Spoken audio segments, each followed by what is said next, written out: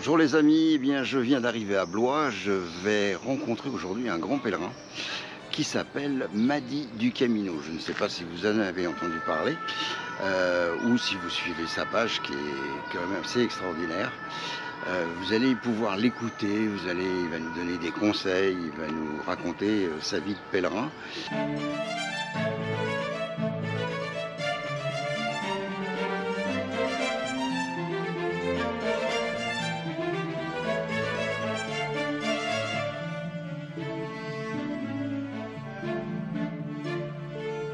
Allez, on va le retrouver, je le retrouve au restaurant. A tout de suite.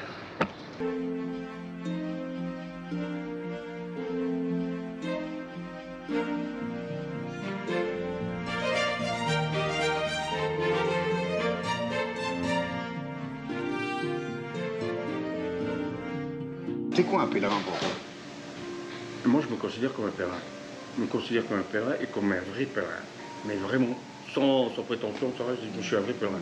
Parce que quand je vais sur le chemin, j'y vais pas, c'est pas une balade. Je sais que je vais retrouver plein de trucs que j'aime, plein de valeurs. Et je vais faire des belles rencontres. Mais surtout, il y a ça, il y a des valeurs et ça m'aide profondément, humainement. Même quand je fais des petits morceaux, quand je vais pas jusqu'à Compostelle, ce que c'est le chemin. Est-ce que tu te transportes vers Compostelle ou tu te transportes vers une idéologie sacrée? Donc je suis sur le chemin, là, je me transporte vers... Oui, je crois que je me transporte. C'est moi que je redécouvre à chaque fois. Mais à travers les autres. À chaque fois à travers les autres, parce que la première fois que je suis revenu du chemin, je me suis dit, purée, il y a des gens qui m'avaient dit des trucs sur moi. Et mais moi, je ne me voyais pas du tout comme ça. Telle personne qui m'avait fait des remarques et tout. Je me suis dit, putain, wow. Je n'ai pas du tout cette image-là de moi. Et surtout qu'en plus, je venais d'un quartier, d'une ville qui a une mauvaise réputation et tout. Et donc, on sortait de la ville, on était déjà mal vu. Et puis là, carrément autre chose, quoi. Des gens me disaient des trucs, je me suis dit, ah bon? Ouais. Et puis, mais le chemin en lui-même, c'est... je crois que c'est en 2023 que je suis allé à une réunion des bergères. Il y a une dame, on était les Haltes vers Compostelle. C'est une association qui réunit pas mal de bergeurs. Il m'avait invité à venir parler du chemin et tout. Il y a une dame qui arrive en retard par rapport aux autres, je sais pas, elle devait bosser ou quoi. Elle est arrivée vachement plus tard et j'avais vraiment l'impression de l'avoir déjà vue. Donc après, à un moment, je suis allé vers elle, je dis, mais on se connaît ou j'ai l'impression de t'avoir déjà vu? Elle me dit non, non, elle commence à me dire où elle est, machin. Je dis ben non. Puis elle me regarde, elle me dit, c'est quoi pour toi un vrai pèlerin? Là, je la regarde, je dis, wow, là, tu me poses une sacrée colle, j'en sais rien. Par contre, moi, il y a un truc que je supporte pas, et ça m'est arrivé 2 fois à la boutique à Cahors, c'est quand il y a un gars, soi-disant, qui est pèlerin, et qui dit, j'en ai rien à foutre du chemin. Et ça me prenait comme si, putain, on avait insulté ma famille. Et je me dis, putain, qu'est-ce qu'il fout là, quoi? Qu'est-ce que tu fous là? Je dis, là, t'as rien d'un pèlerin. Tu profites du truc. Mais le vrai pèlerin, pour moi, c'était juste... là, t'es toi-même, tu as des valeurs, tu respectes les autres, tu apprécies tout ce qui s'offre à toi, et puis tu essaies de... t'oublies pas qu'il y a les autres, tu leur fais un coup de main quand il faut et tout. Moi, je sais que vraiment, quand je suis sur le chemin, je suis complètement différent. D'ailleurs, là, Françoise, quand on a marché, elle me dit, mais c'est fou, tu te lèves le matin, tu râles pas. Elle m'a dit, tu râles pas, c'est incroyable. Et c'est parce que dès que je suis sur le chemin, je suis quelqu'un d'autre.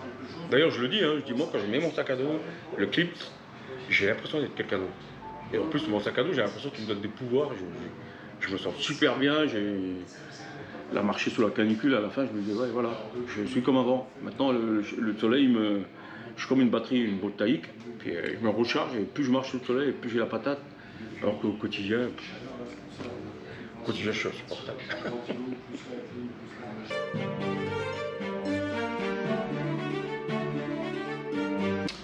Tu as accompagné une personne malvoyante? Oui, c'était une belle expérience avec Delphine. En fait, ce qui m'a motivé, c'était que... Alors moi, là, je me suis mis à mon compte, je vais proposer des accompagnements sur le chemin et tout, et je m'étais dit, je ne prends pas de personnes handicapées, je ne prends pas de personnes avec des problèmes, je veux des gens normaux, entre guillemets, parce que les gens normaux, je ne sais même pas si ça existe. Et donc, quand je vais au forum à Nantes, il y a un copain, un jour qui me dit, écoute, il y a une personne malvoyante là qui elle marche avec sa mère, mais c'est pas trop ça, elle aimerait bien marcher avec quelqu'un d'autre et tout. Je dis, ok, on va faire le test, on verra. En fait, Delphine, quand elle m'a raconté son histoire, c'est qu'elle elle faisait énormément de voyages avec son compagnon, et son compagnon est mort. Et elle m'a dit, depuis, ben, je suis complètement handicapé, je peux rien faire, je suis toujours toute seule, quand je fais des trucs c'est avec ma mère. Et ma mère, elle n'a pas du tout le même état d'esprit par rapport au chemin. Elle aime bien quand tout est programmé, etc. Elle n'arrive pas à lâcher prise. Et là, ça m'a touché parce que je me suis dit, moi, c'est le truc que je tiens, c'est ma liberté. Et je me dis, purée, du jour au lendemain, on l'a privé de sa liberté. Et tu vois, je lui ai fait un coup de main à mon niveau. En fait, c'était top. C'était bien, elle marchait. Alors, si tu la mettais sur une ligne droite, en bitume, elle traçait, et bien comme il faut. Après, c'est vrai qu'il y avait des chemins qui étaient un peu accidentés et tout.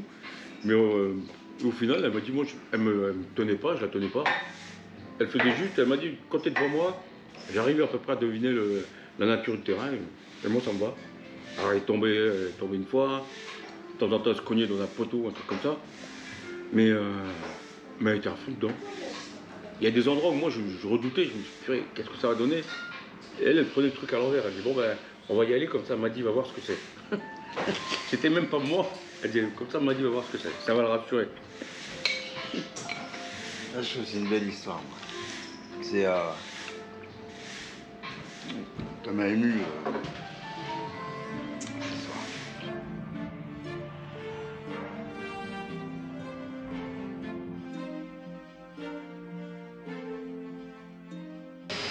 Mes parents avaient une habitude, c'était, ok, vous regardez la télé, faites ce que vous voulez, par contre à 13h et à 20h, c'est les infos, et vous la bouclez.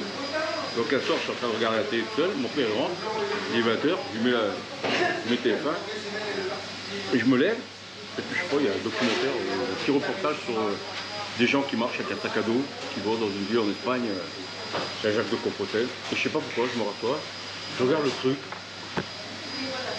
c'est fou, hein, parce que pour moi à l'époque, c'était comme je courais, je faisais du vélo, je faisais que des trucs rapides. Et la marche, c'est pour les vieux. Et là, je vois des gens qui marchent et je me dis, un jour, j'irai voir là-bas, pourquoi ils vont là-bas? Et je me dis ça. Et je donne la télécommande à mon père, je me lève et puis je me casse. Et puis, bah ouais, ça devait être en 88, 89. Et en 2001, ben, je traverse une période un peu difficile. Moi, j'avais toujours eu du mal. Je suis de l'Est, je suis de Moselle, et en Moselle, ça manquait vachement de lumière. Un matin, je me lève et je suis là, sur mon fauteuil, je me dis, j'ai perdu 1 heure de sommeil en un an. Je gagne un salaire qui est pas mirobolant, et juste pour entretenir le peu que j'ai là. Et d'un coup, comme ça, je me dis, mais j'ai vraiment une vie de merde en fait.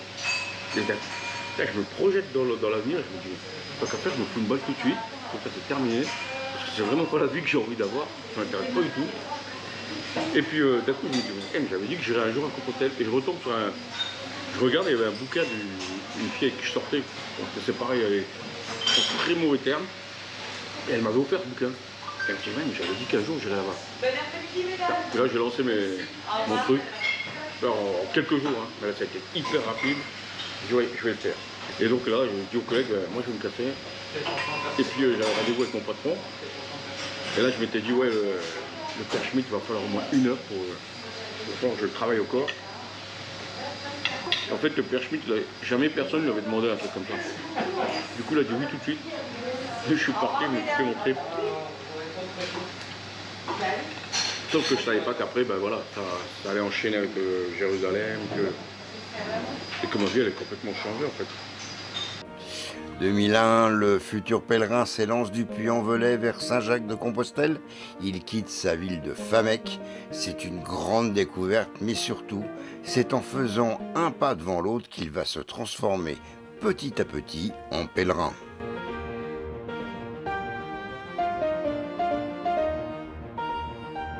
Par pudeur, Madi ne parle pas beaucoup de ce projet fou qui était de relier Jérusalem à Compostelle. 11 000 km, 22 mois. Madi est un des initiateurs de cette marche lancée en octobre 2003, soutenue par l'association Paix sans frontières est baptisé Ensemble. L'aventure prend une nouvelle dimension en Israël où Johan rejoindra le duo initial. 3 marcheurs, 3 religions, Richard chrétien, Madi musulman, Johan juif, deviennent les marcheurs de la paix. Leur objectif est de prouver qu'au-delà des différences religieuses ou culturelles, vivre ensemble est possible, même s'il faut bien l'avouer, le chemin est encore long.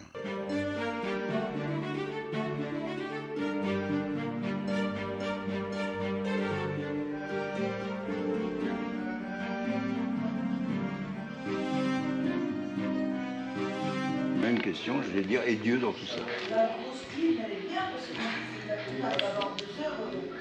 Je vais te faire une confidence. C'est un truc que j'avais encore jamais dit. En fait, à part François, il n'y a personne qui le sait. C'est la première fois que j'ai fait le chemin, j'avais dans l'idée de me... Ça se passait mal avec ma compagne de l'époque, qui maintenant est super amie, une femme géniale. Et j'avais l'idée de rentrer dans les euros. Et puis finalement, c'est pas fait. Puis je me suis dit, comme beaucoup, quoi, je cherchais mon chemin, je cherchais ma voie, je posais plein de questions. Et au final, je me suis dit, ouais, finalement, Dieu il est en chacun de nous, et puis je n'ai pas besoin de chercher un truc, une voie particulière qu'on nous aura appris, etc. J'essaie d'être bien au quotidien avec les autres, c'est déjà pas mal. Mais ça, je crois que c'était vraiment... Quand j'étais à Cahors à la boutique, ça a vraiment été un des rares moments de ma vie où j'avais vraiment l'impression d'être à ma place. Je me suis dit, ouais, là, mais c'était devenu une mission. C'était vraiment aider les pèlerins. C'était un sacerdoce. Là, il y avait... comme je savais à quel point c'était important pour moi le chemin, je me dis, ouais, il faut que je fasse tout pour que... telle personne elle a décidé, elle fait un tronçon jusqu'à tel endroit, t'as l'autre qui va jusqu'à Compostelle. Il n'y avait pas de différence pour moi, c'était il faut que je l'aide, que je fasse mon maximum pour qu'elle arrive là où elle a son but, ou là où elle doit arriver. Et là, c'était vraiment un truc... Ah, mais j'étais... encore maintenant, hein, régulièrement, je reprends, je sais même pas comment je faisais, parce que je dormais très peu. Je faisais souvent la bringue. Et le peu que je dormais, j'arrivais encore à assurer mes journées, et puis à faire du truc, aller accompagner les gens, me lever à des heures pas possibles. Je me couchais devant 4h du matin, je me levais à 6-7 heures. J'accompagnais les gens pendant une paire de kilomètres. Et je lisais après. Et encore maintenant, quand les gens m'envoient des messages en me disant l'impact que ça a eu, je me dis, ouais, putain, j'étais un super héros, j'avais des super pouvoirs, c'était fou.